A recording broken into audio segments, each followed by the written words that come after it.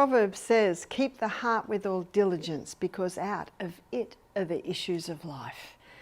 We need to keep the heart with all diligence, because when it stops, we stop. The number one killer in the industrialized nations today is heart disease. So what I'd like to look at in this presentation is how you can keep your heart with all diligence, because out of it are the issues of life. What are the issues of life? The Bible says in Leviticus 17:11 that the life of the flesh is in the blood. The blood is life, because the blood contains nutrients.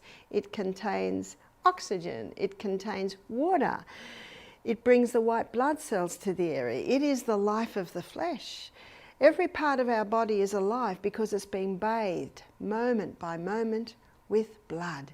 It takes 1 minute for one drop of blood to go around your whole body.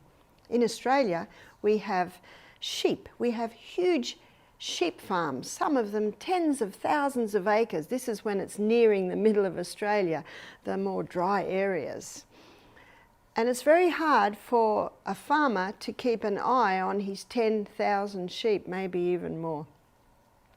So what they do is they take the tail off, because if the tail stays on the sheep, then in that moist, hot environment, because that's where the feces come out and get stuck, then blowflies can lay their maggots there, and mess. So they find it's much easier just to take the tail off, and then the air can get into the area. So what they do is they put a little ring at the top of the tail, and it might take a week or two, but the tail eventually falls off. Why does it fall off? Because that little ring stopped the blood. The blood is the life of the flesh. Any area where there is no blood, eventually there will be no life. So when the Bible says keep the heart with all diligence, this is Proverbs 4:23, because out of it are the issues of life, it's talking about the blood. So there's two things we need to look at here. We need to look at blood, and we need to look at the heart. The heart is the pump that pumps the blood all through the body. And in a previous presentation, I looked at how all the blood capillaries all through the body have a muscular surrounding, so that when that heart pumps, and by the way, the heart is a muscle, when that heart pumps, there's a reverberation all through the body. We also talked about the second heart. Do you remember the second heart? Keep the second heart with all diligence too. It's your calf muscles. So just even up and down, even just like this. And when you just move your foot like this, your second heart. That's why they tell you to do that on the plane, because you're sitting for a long period of time. 15 hours from Australia to here, so that second heart is pumping the venous system back to the heart. So let's have a look at how we can keep the heart with all diligence. It's a muscle, and muscles get strong through use. So number one, we'll look at the heart. The biggest muscle booster is exercise. You will see as we go through our investigation of how to keep the heart with all diligence, that we will be going little by little through the 8 laws, because they are the true remedies. And exercise is the most potent booster of pure air. So every single one of those heart muscle cells needs to be strengthened by exercise, but also that exercise brings in that air. And you will remember from a previous presentation that if a cell has oxygen, it's going to give 18 times more energy. Let's go into the cell, because going into the cell shows us how this all works. So we've got the glucose coming in. It goes through a 20-step pathway, and the 20-step pathway delivers to us 2 units of energy. Now that is the anaerobic pathway. An anaerobic pathway is a pathway that doesn't use oxygen. It produces energy by the process of fermentation. The end result of that 20-step pathway is a chemical form of glucose called pyruvate. And pyruvate, as the chemical form of glucose, gets fed into the powerhouse, We looked at the powerhouse a few times. This is the glycolytic pathway, not using oxygen. This is the mitochondria, and the 8 steps specifically is the Krebs cycle, and it uses oxygen. So this is the aerobic pathway, and it gives us 36 units of energy. We also looked at how the membrane around the cell is a bilayered membrane. And inside that membrane are sodium-potassium pumps. And these sodium-potassium pumps are responsible for maintaining the sodium and potassium levels in and out of the cell. The highest concentration of potassium is found inside the cell. Sodium comes in its high concentrations outside the cell. Sodium is found inside the cell, but it is in smaller amounts. So it's potassium that has the highest amount inside the cell. And when our body is working as it should be, that functions very, very nicely. So what does exercise do? How does it strengthen the heart? It strengthens the heart by use. Because when you are exercising, you start to challenge every single muscle in the body, and it gets strong by challenges. The most effective exercise is the high intensity interval training. And the high intensity interval training is the form of exercise that has the most powerful effect on the heart muscle, because it has the most powerful effect on all muscles. The high intensity interval training are intervals of high intensity, intervals of recovery, and done for a cycle usually done for a cycle. So let's have a look at what Dr. Doug McCuff found in his book Body by Science. And he's a heart doctor, so he was looking for an exercise that was the most powerful in strengthening his patient's heart. He did it on himself first. He was very happy with the results. In fact, he was almost surprised at the results because of the effect that it had. The high intensity he maintains is the most potent when you do it for 30 seconds, and then you can have a 90-second recovery time, and that's usually done for a cycle of 6. So Doug McCuff says all you need is 12 minutes a day. Now I'm going to be very gracious and give you 15 minutes a day. There are 24 hours in the day. 15 minutes is not much. If you do not think you have time to exercise, it's time to assess what you do with your time. Write down, if you don't think you have time to do this, you've got to write down, you've got to sit down, you've got to write down what you do with your time. How long does it take to eat? Doesn't take that long to eat, does it? I'm usually done in half an hour at the most. Sleep, oh yes, 8 hours, hopefully. Hopefully you are sleeping for 8 hours, and you'll find out that that's very important for the heart. So what else is left in the day? What else have you got? Because if you want to keep your heart with all diligence, it's a not negotiable, you got to exercise. So I'm giving you a form of exercise that unfortunately now you've heard this, you've got no excuse. You got to exercise. And remember what Dr. Doug McCuff did this for his heart patients. He wanted a form of exercise that was reachable, that was doable. So what's the high intensity? It can change from person to person. It's actually whatever you can do. What my husband and I do, we run up hills. And when I'm running up the hills and I get to 20 seconds, my body says that'll do. When I get to 25 seconds, my body says this is getting a little bit silly. When I get to 30 seconds, that's when I am breathing very, very deeply. In fact, if I didn't count, I don't think I'd actually get to that. And then recovery time. What's recovery time? Recovery is going a lot slower. So for Michael and I, this is when we walk down the hills. Most of the research for the high intensity interval training has been done on the exercise bike. So if you're on an exercise bike, you go as hard and fast as you can. Please count, remember, 1 and 2 and 3 and 4 and... Count, because you probably won't get to that if you don't.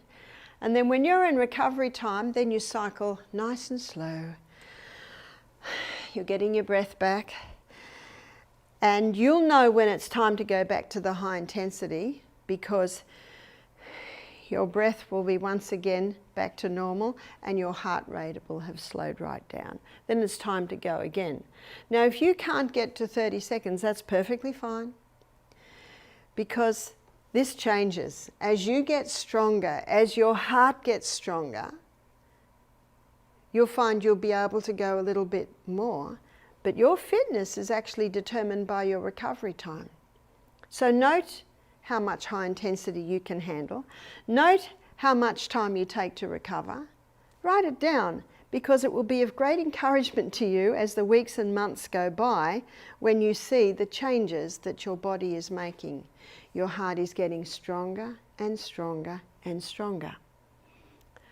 What if you can't run? Exercise bike. What if you don't have an exercise bike? Please look for one, because if you have ankle, knee or hip problems, it's the best because you're sitting. And if you have a little problem with balance, it's the best because you're holding on. And remember, muscle knows no age. Whether you're 9 or 90, you can have strong muscles. My off-sider Amelia, who worked with me for 5 years, she had an app on her phone. She's in her late 30s. Where is she now? She married. So she left us, I don't know, about 18 months ago. It was a very sad day. But we do realise it can't be forever. On her phone she has an app, and she has 2 photographs. And they're both of 80-year-old women. And one 80-year-old woman is hunched over with a walking stick, a bit overweight, hardly able to walk.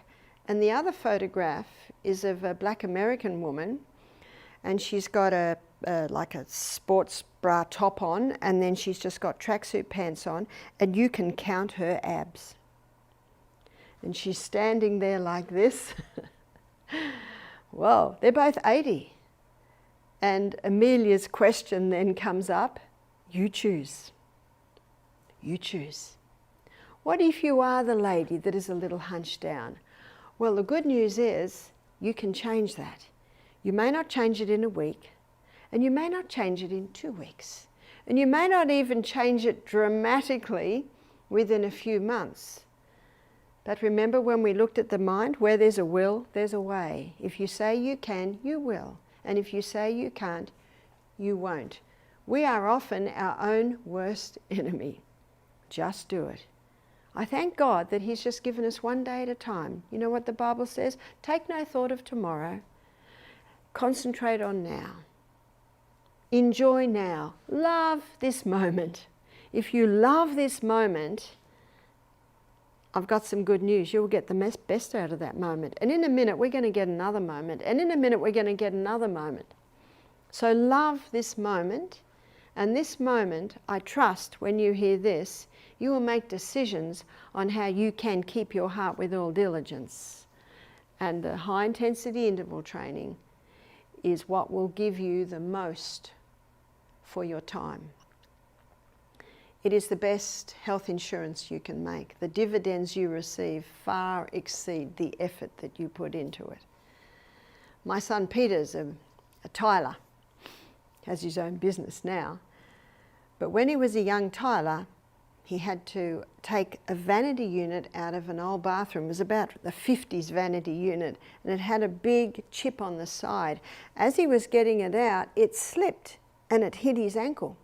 And as soon as it hit his ankle, the blood hit the roof. He fell down and he called out to my other son, James, quick. James said, I'm on the phone. Peter said, crisis. Isn't that what you say when you want someone to come quickly? And I tell you that James was on the phone because James didn't get in for a minute or two. And by the time James came in, James told me that the whole of the ceiling was splattered with blood. This beautiful design of little spots all over the ceiling, all over the walls. James immediately, well, Peter had already clamped the spurting blood vessel, bound him up, took him to hospital. They took his pulse. It was 50 beats per minute. The nurse couldn't believe it. Why was Peter's pulse 50 beats per minute? Well, Peter was training for a triathlon. I think Peter was about 23, 24 at the time. He was running up and down the hills behind Brisbane every night. And when you run up and down hills, you're getting that high intensity interval training.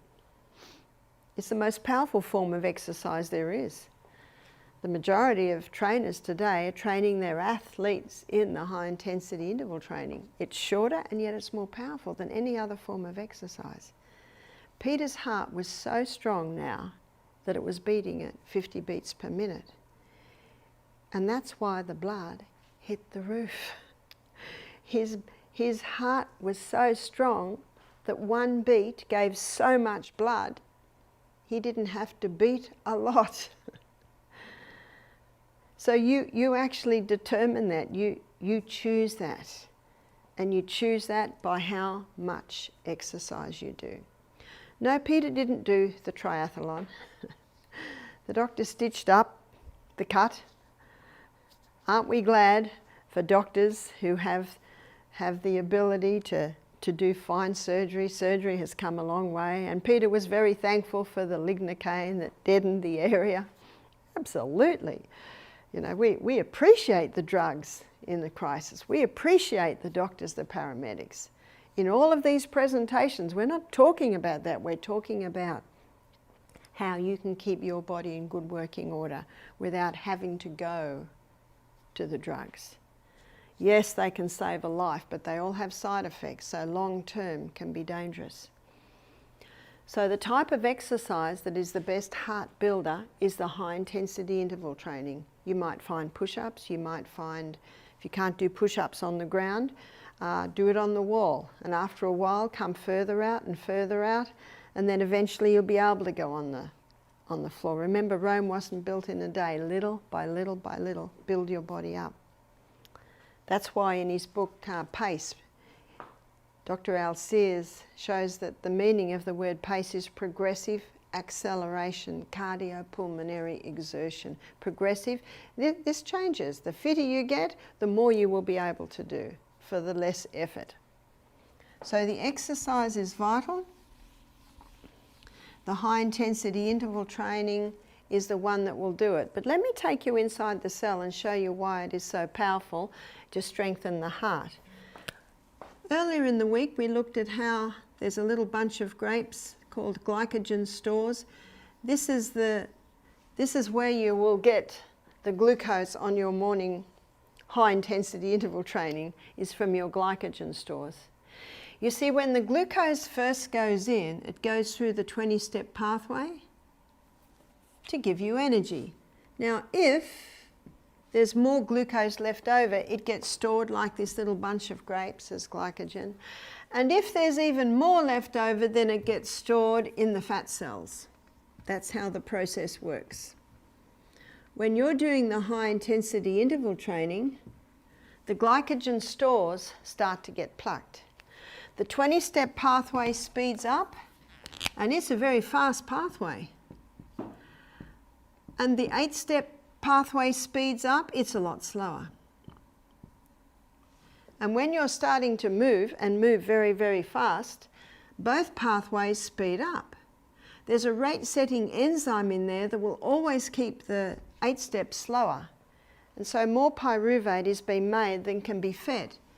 That can be fed into the little powerhouse. And so the body stores it as lactic acid. When you're in recovery time, slowly walking down the hill, maybe if it's on the rebounder, just the health bounce, or slowly cycling. When you're in recovery time, your liver converts the lactic acid back to pyruvate and feeds it in the powerhouse. That's one of the reasons the high intensity is such a powerful form of exercise. It mops up the lactic acid and it keeps that steady rate even when you are in recovery time.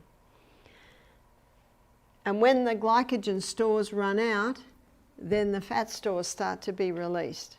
So you don't have to eat before you do your exercise. In fact, you're best not eating before your exercise, because if you do, you'll create a little bit of a war between the muscle cells, who are needing the energy to run up the hill, and the stomach, who needs that energy to digest your meal. The only reason you might have trouble on your morning walk is if you're dehydrated, so the water is important. So with exercise, we'll define the high intensity interval training. And I know everyone's going to do it because everyone's got 15 minutes. Water, how much? 8 to 10 glasses a day. Now what that 8 to 10 glasses a day will do is it will keep that issue of life nice and thin, your blood, but it will also help to pump. It makes it a lot easier for the blood to pump. It makes it a lot easier for the heart to pump the blood when it is nice and thin. It's the best blood thinner in the world is water. If you're finding that a little bit much, start early. Always have it by your bed. This is what I do. When I wake up in the morning, a little crystal of salt, and this is the next one, the Celtic salt, and we'll look at why that is so in a minute. A little crystal of Celtic salt, and I have half a glass of water. I go to the bathroom, I have another half glass of water. Then I get dressed. Then because it's my second glass, I have another little bit of salt, and I have half a glass of water. Then I'll pray. Then I'll have another half glass of water. Now I'm up to my third glass. I'm doing my Bible study. I have another little bit of salt. Before every glass, so that can be 8 or 10 times a day, I have that little bit of Celtic salt. Why do I have that little bit of Celtic salt? I have that little bit of Celtic salt because it contains 3 magnesiums. And magnesium is required to get the water into the cell. So when I have that little bit of salt and then that glass of water, that pulls the water inside the cell. And this is the CBD. This is where the body needs that fluid. When people have swollen ankles, swollen legs, it's usually an indication that the water is not getting inside the cell. One lady who had a tendency to swollen legs, she said to me, if I don't drink enough water, my legs swell much more. There are 3 magnesiums in the Celtic salt. You see, seawater has 92 minerals. It's called an isotonic solution because it is the exact same mineral proportion and balance as is found in the blood, in the fluids of the body. In fact, in the war, the Navy used to transfuse with seawater if they were short on blood, because the body converts it very quickly to blood. The first crystals formed when the water's evaporated from seawater is sodium chloride. Sodium makes up about 30% of these minerals, and chloride makes up approximately 50%. They're the first crystals formed. So what man does is he scoops up those crystals, bleaches it white, puts aluminium with it so it flows freely. Well, it'll flow very freely if it doesn't have the magnesium, because magnesium is a water-hungry molecule that causes the salt to be moist. So now we have table salt. Table salt is a dangerous salt. The doctor is right. Table salt will cause your blood pressure to rise, because table salt is an imbalanced salt. It only has the 2 minerals. These are such harsh minerals, if you were to inject them into the person, they would die. They're such harsh minerals, they kill the taste buds. No wonder people put table salt on everything, even before they taste the food, because these 2 harsh minerals can kill the taste buds. So when we put that little crystal of Celtic salt on our tongue and then have the water, the mucous membranes in the mouth absorb those minerals, and you have the water, and the magnesium pulls the water inside the cell. Something else happens when you pull the water inside the cell. There's a little motor in the membrane around the cell, and when the water rushes through, it stimulates the movement of that little motor, and you get you get a little bit of energy. So when everyone's going outside to have their cigarette or their coffee for a little bit of a lift mid-morning in the office, just have your Celtic salt and your water, and you'll experience that little bit of a lift. Dr. Lelangre is a French doctor who's written a whole book on salt. He says when someone comes to him with high blood pressure, he always puts them on the Celtic salt. You see, Celtic salt has 82 minerals. It's a balanced salt. It's salt the way God meant us to have it. In Matthew chapter 5, verse 13, the Bible says, "Ye are the salt of the earth. If the salt has lost its savour, wherewith shall it be salted? It is henceforth good for nothing but to be cast out and trodden under foot of men." Oh, strong words. If the salt has lost its savour. This is Old English. How does salt lose its savour? I'd like to suggest that this salt has lost its savour. It's lost the other 90 minerals. So where are the other 10 here? They're in such pico proportions, barely measurable, that it's inevitable that some are lost in the evaporation process. So I thought you might be surprised to hear me say the Celtic salt is important to keep the heart with all diligence, and even the issue of life coming out of it. Have you tasted your blood? It's salty. We need salt. Let me show you how table salt gets the blood pressure up. If someone's having table salt on everything and they're not having enough potassium, where do we find our potassium? In all your fresh fruits and vegetables. On our table we have salt and pepper. The pepper is cayenne pepper and the salt is Celtic salt. And cayenne pepper is quite high in potassium too. But there are a lot of people today that don't have many fresh fruit and vegetables, and they're having too much salt.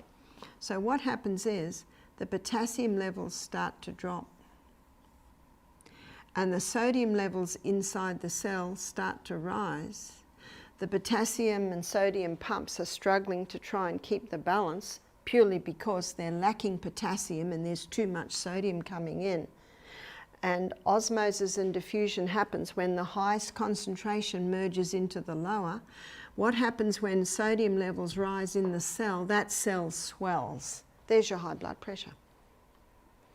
So the doctor is right. The table salt is a big contributing factor to high blood pressure. But the Celtic salt, it can help to balance the pressure in and out of the cell, thus helping to resolve high blood pressure. High blood pressure is one of the signs that the heart is not being kept with all diligence, neither the issues of life. So the Celtic salt is important.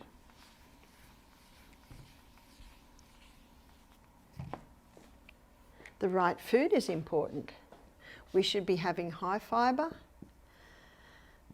High fibre, there's all your plant foods, especially your vegetables. Especially your greens. Let me show you why the greens are very important. And in this bit we're going to be talking about not only the heart, but also the issue of life, the blood. Here is the molecular structure of human blood. Here is the molecular structure of plant blood. They look identical, don't they? But there is a difference. In plant blood, the middle molecule is magnesium.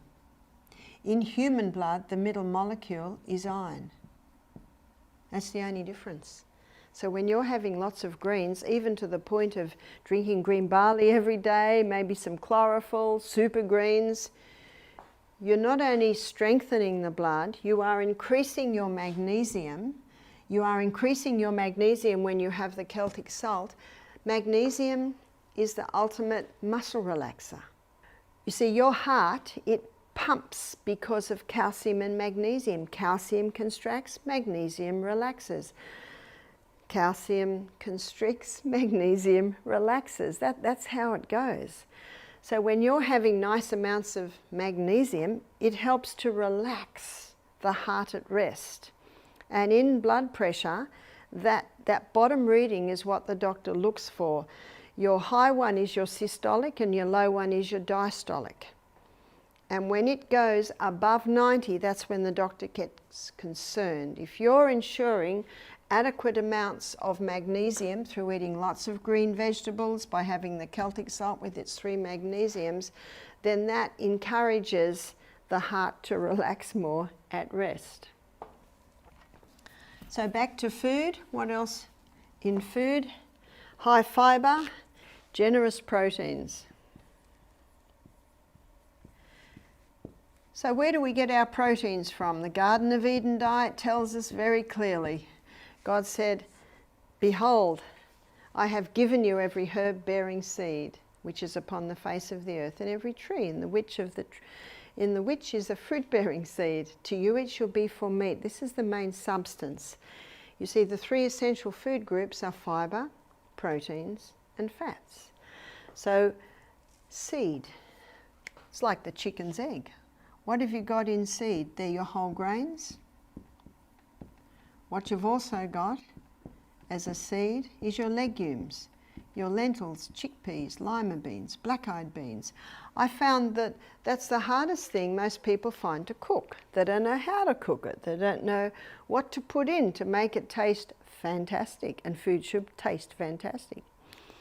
And so in the back of my book, Self-Heal by Design, which you can order off Amazon, the recipes I have in the back are all legume recipes. Your nuts and your seeds. Don't overdo your nuts. Try for about 8 to 10 per meal.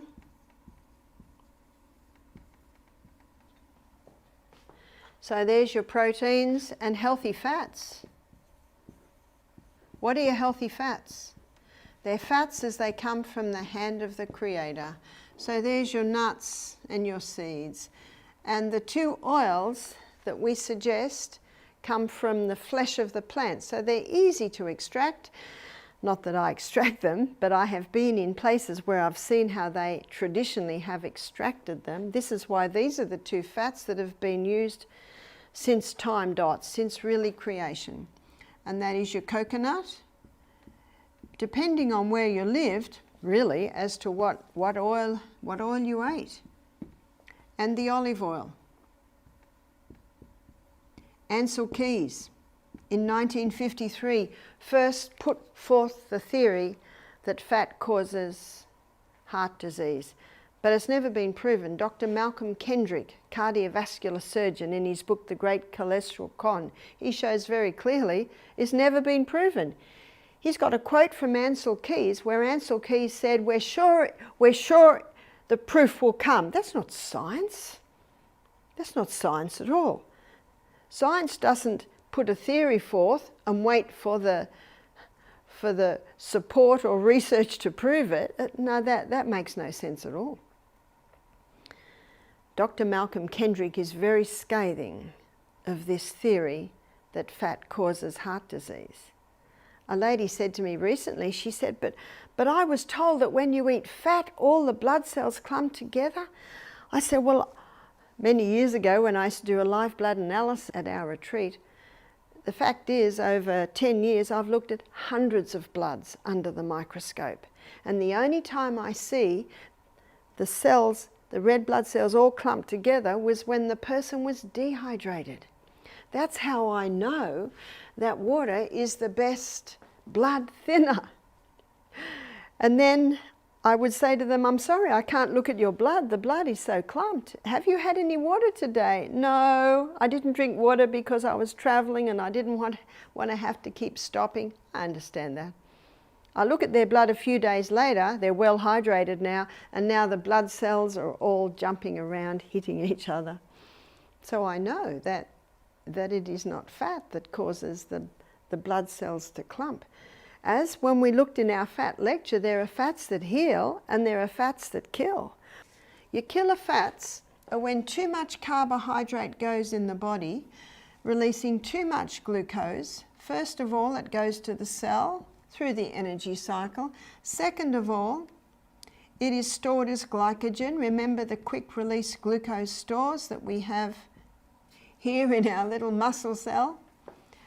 And if there's any excess left over, and there usually always is in a very high carbohydrate diet, it gets stored as fat.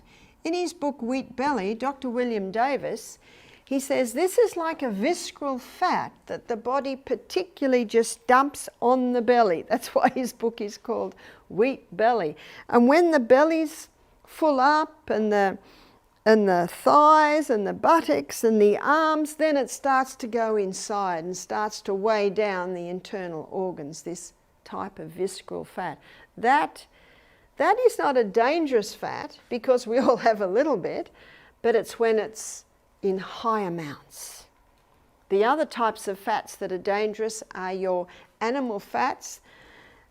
You see, the majority of poisons, environmental poisons, come in a fat-soluble state, so they're found in the fats of the animals when they're eating grass. That's where the fences were sprayed last year with DDT, the glyphosate, the Roundup, and the animals are eating it, and then the person that eats that animal is getting some of those environmental poisons, plus your altered fats. There's your margarines, there's your heated polyunsaturated fats.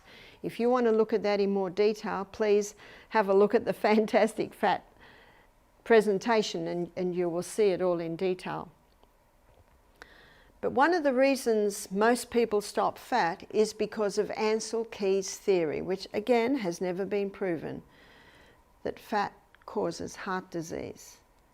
So what I'd like to look at now is cholesterol, because we are told that the fat causes the cholesterol levels to go up high, and the cholesterol blocks up all the arteries, and then the person has a heart attack. Well, 80% of the cholesterol that is made by the liver is made from glucose, and 20% of the cholesterol that is made by the liver is made from fat. Now you can see just by this information that it's not the butter on the bread, it's the bread under the butter, it's the high carbohydrate that is causing these excess fats, this excess glucose. There are two main types of cholesterol. One is high density lipoprotein and the other is low density lipoprotein. High density lipoprotein is called the good guy, because high density lipoprotein is the type of cholesterol that is taken back to the liver. It's the carrier. So it carries excess cholesterol back to the liver. That's why it's called the good guy.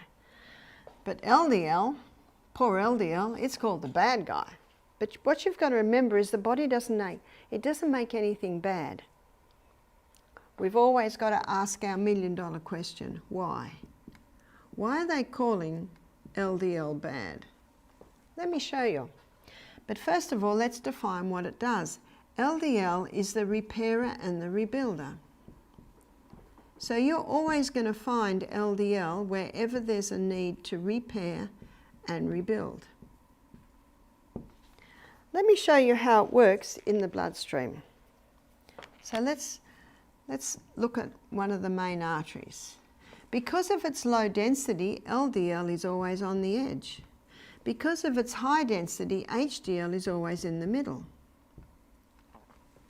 Dr. Natasha Campbell McBride, in her book, Put Your Heart in Your Mouth, she's investigating the cause of heart disease. In her first 3 chapters, she defines everything that damages the little endothelium cells that line the arterial wall. Because margarine is a toxic fat, that fat can definitely damage the little endothelium cells. Chemicals, they're probably the most responsible, and she spends a fair bit of time defining all the chemicals. Probably the most common that would be in the food chain today is Roundup or glyphosate. They certainly damage the arterial walls. The chemicals that are in the cleaning products, the laundry detergents, please investigate what's in your shampoo. Most shampoo has sodium lauryl sulfate. Did you know that sodium lauryl sulfate can kill the hair follicles? Sodium lauryl sulfate is used in most shampoos to cause the foaming, so it all foams up when you wash your hair. We need to become private investigators and investigate all of these areas. So these chemicals are coming in and damaging the arterial walls. Chemicals in the food, chemicals in the laundry detergent. There are 4,000 chemicals in cigarettes. Mercury. Mercury is neurotoxic. It is also cell toxic, called cytotoxic. It can damage the endothelium cells. So who's going to plug up the holes? The repairer and the rebuilder. So LDL, already sitting on the edge, it comes along and it starts plugging up the holes. If it didn't plug up the holes, we'd just bleed into the tissues and that would eventually kill us. So can you see that God put LDL there for a purpose? But what's happening is the person doesn't realise what all of these things are doing to them. It certainly doesn't tell you that on the packet of your supposedly sweet-smelling laundry detergent. I'm sorry, but it doesn't smell sweet to me. I'm used to essential oils, and when you're used to the natural scents of essential oils and you smell some of those laundry detergents, they really don't smell very nice. So what's happening in the arterial wall? It's building up, up. Something else is happening. Dr. Natasha Campbell-McBride describes this. Many authors have also described it too. In our bloodstream, there are little protein molecules. On a high carbohydrate diet, high sugar diet, which unfortunately many Americans and Australians are consuming, there's a lot of excess glucose around. And that excess glucose, it sticks to those protein molecules and that becomes sticky. And it sticks to the wall, it's contributing to the build-up. And what happens is, this is the #1 cause of heart disease or stroke, is they get dislodged. And they get dislodged and they block. If the blockage happens in the carotid arteries, there's your stroke. If the blockage happens in the heart, there's your heart attack. That's the #1 cause. Is it cholesterol? To blame cholesterol for heart disease is like blaming the fire trucks for the fire. Like blaming the ambulances for the accidents. Well, they must have caused them. They're always there. Can you see the reasoning? No, cholesterol doesn't cause heart disease. It's the result of damage to those endothelium cells. So when you're looking at keeping the heart with all diligence, we need to also be looking at the fact that there are some things that must stop. So we looked at this when we looked at the temperance lecture, not taking anything into the body that will harm it and taking in moderation the good things. So what must stop? Your damaged fats. The margarine must go. If you're going to cook anything in oil, it must be in the coconut, which does not get damaged by the heat. So your damaged oils are very dangerous oils. It's also very important that you get all the chemicals out of your home, out of your life, out of your shampoo, out of your toothpaste. So the chemicals must stop. Alcohol. Alcohol is it's very dangerous to the body. The Australian Health Department, and they said this 15 years ago, there is no safe dose of alcohol. Alcohol damages the little endothelium cells. Alcohol is a toxic poison. It also thickens the blood. Caffeine. Caffeine it's one of the biggest causes of heart arrhythmia. Why does it cause heart arrhythmia? It causes heart arrhythmia or an unnatural heartbeat because when caffeine is taken into the body, it creates a crisis response. And you know, in a crisis response, everything's moving very, very fast. The other thing that can cause heart arrhythmia is the hybridized wheat of today.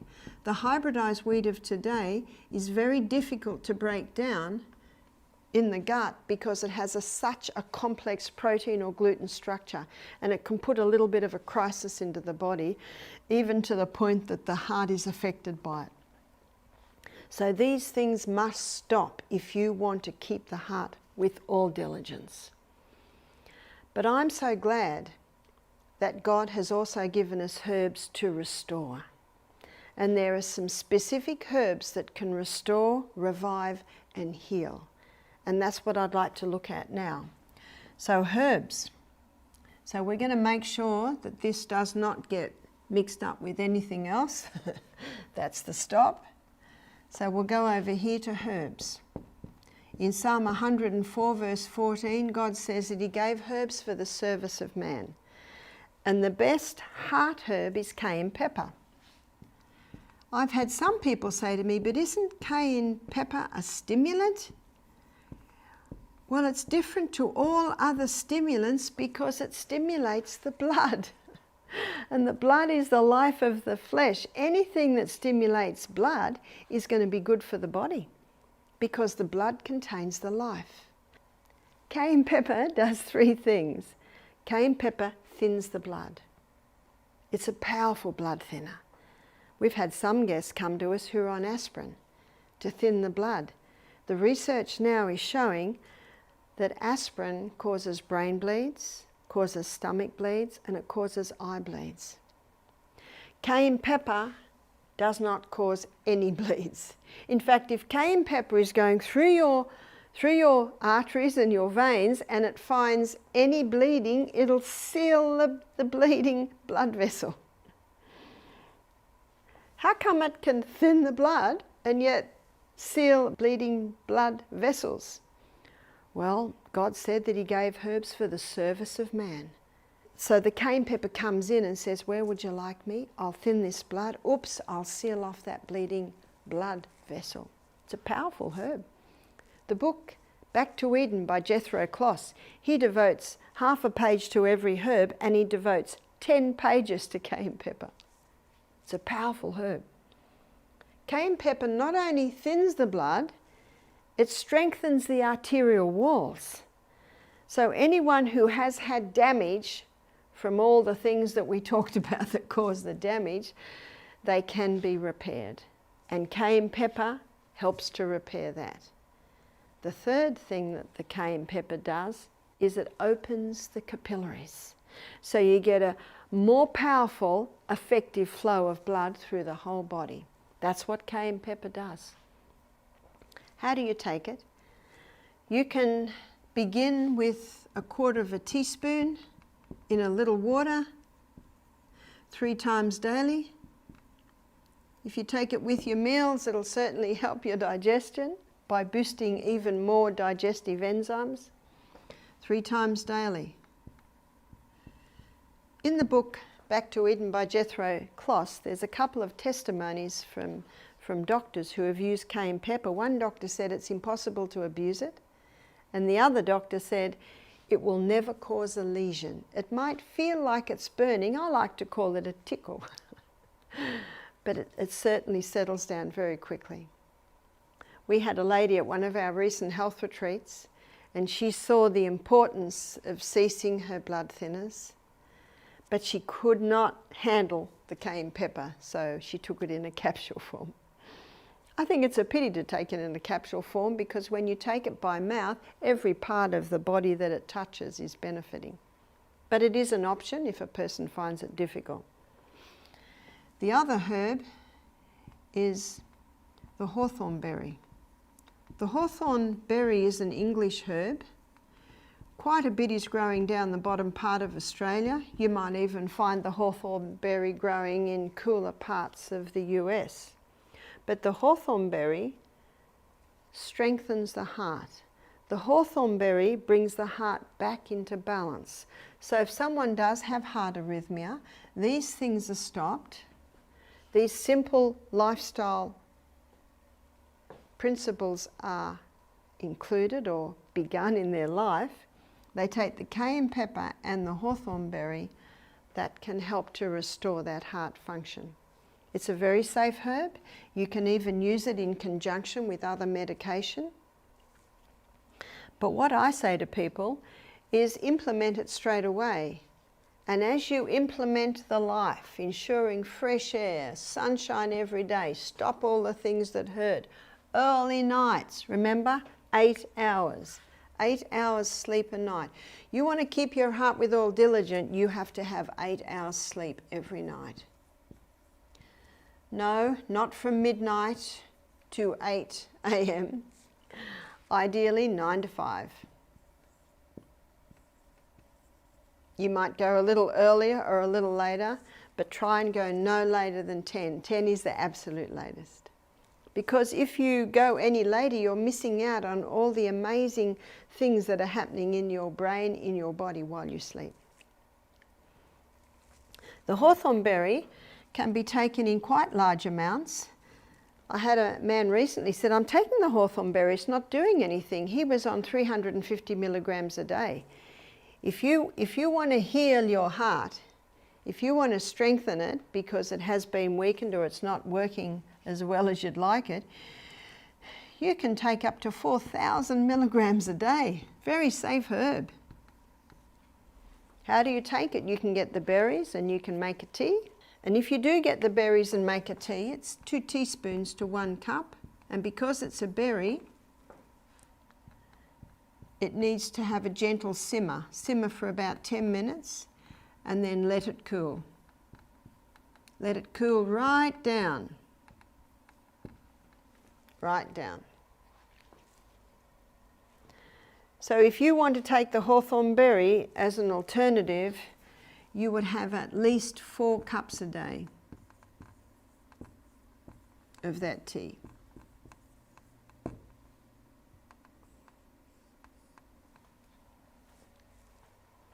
You can get it in a tablet form, you can get it in a capsule form. A lot of people find that just a little bit more convenient. I thank God for the herbs that can come in and strengthen and restore. Let me finish with the story of Henry, who came to our retreat. He was a retired judge.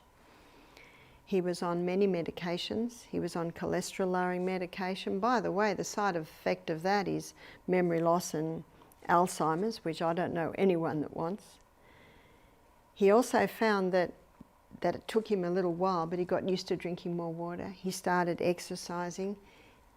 After 4 months, he contacted me. You see, he was on blood pressure medication, blood thinning, blood cholesterol. He was on a whole range. He said after 4 months he went back to the doctor. He'd lost 20 kilos in 4 months, so that's 40 pounds. And he also had his blood pressure taken. His blood pressure was back to normal. His blood thinning was back to normal. Everything was back to normal. So his doctor took him off the medication. He implemented the life. He took the herbs, and his doctor took him off all the medication. I believe it is our responsibility to prove to our doctor that we can manage this amazing body that God gave us, that we can keep the heart with all diligence, and even the issues of life.